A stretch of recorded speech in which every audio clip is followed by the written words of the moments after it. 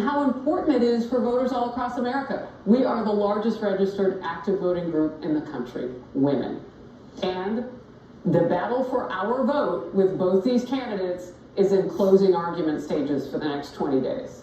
You know, Harrison, you asked President Trump about the number one issue to American voters. Most of you know that is inflation. And I was very intrigued by his answer. Let's listen to it. He said the damage has already been done. So what happens to the economy such that people can afford bacon that's gone up 28% in cost? Like, what do we do? So I feel so badly about what's happened because none of this would have happened. Just to start, it's so sad to say we have to get prices down because the damage is done. You know, when they say, well, we're stopping inflation because it went down now to 4.5%. Well, 4.5% is very high. It's very high. So how do you... And we've got to do... Well, I'll tell you, everything starts with interest rates. If you get interest down, but it all starts with energy.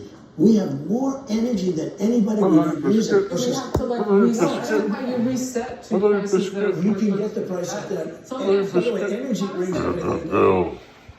I mean, Harris, the way he explained that, it starts with energy and everything is kind of an extension from that. It's absolutely the case. You know what I loved about this? We had the space and the time to drill down. He took every re-ask, and I said, I want to know how it works. Is it distribution? He said, yeah, even when you make donuts, energy is involved. You need a stove for that. So it affects everything when you touch the component of what we were spending so much money on, which we could cut the costs on if we would have energy independence. I mean, just to hear that level of detail. And you and I both know that when you sit together, because we do, you and Emily and I and our guests every day on Outnumbered, we sit in that arc together and we spend time as women with big questions on that couch. I feel so blessed and privileged to do that with you and Emily every day. And it brings about the kind of conversation that's important.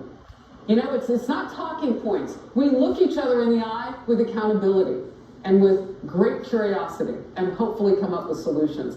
I think that the president showing up for this at this time, 20 days out, is really important. And I'm seeing all the coverage that others are giving it. The pre-buttal by Senators Warnock and Ossoff in this, that they took the time out of their busy days as senators to take a target at their town hall, tells you that we hit the nail on the head by talking with women. Yeah, the pre-buttal makes you know they're nervous. I saw that. That was interesting. You know, Harris, I was so thrilled that a question was raised that I hear all the time from mothers around the country. In fact, I saw a headline before coming to air. There was a list of states where childcare is double the cost of rent. That is a stunning thing to think about. This was that moment in your town hall. I'm a single mom to 2 kids here. And just in 3.5 years, my child tax credit has decreased by 80%. Last year, I had broken my neck and I tried applying for any kind of assistance and was denied because I did not make less than $700 a month. What kind of realistic changes that do you think you can provide single parents, married parents, any kind of parent to just simply afford children in today's world with the way things are? I gave you the largest tax cuts in the history of our country, okay? Larger than the Reagan cuts, larger. I understand exactly what you're saying. We're going to readjust things so that it's fair to everybody, because it's really not fair to everybody. But we have a lot, and we're going up higher, but we're also going to readjust because you have to make some readjustments. It's unfair to some people, and we're not going to have that. She was emotional, Harris. Yeah, I mean, we felt it in the room. The former president was making eye contact with her as she was talking. I mean, it's hard not to feel that because we know that when we can't think about what's next for our children, when we can't dream for them and with them, it changes the arc of our potential. And having that conversation and knowing that this person, this candidate for the White House, has that in his sights. Now it's time to hear what the opposing, outside of all of the jabs and everything, can we drill down and find out what the opposing candidate has to say from the perspective of the women in the room, from the perspective of Americans who know we are special. People want to come here because we do dream big and we can reach our dreams together. But we're in like a place where we need some help and some better leadership right now, some guidance. And so He's talking. He's going into the fold. And by the way, he knows he's got some issues with numbers of women, and that Kamala Harris has inched up by about 3%. We talked about that last night too. That was part of my lead up. So he knows that. But 3 points get awfully small when you're willing to lean in like this. 20 days will be very different for him and her. He doesn't have to reintroduce himself. She's working still on that element with the American people. I do want to say this. We did reach out. The Fox News team has reached out. We offered her the same opportunity.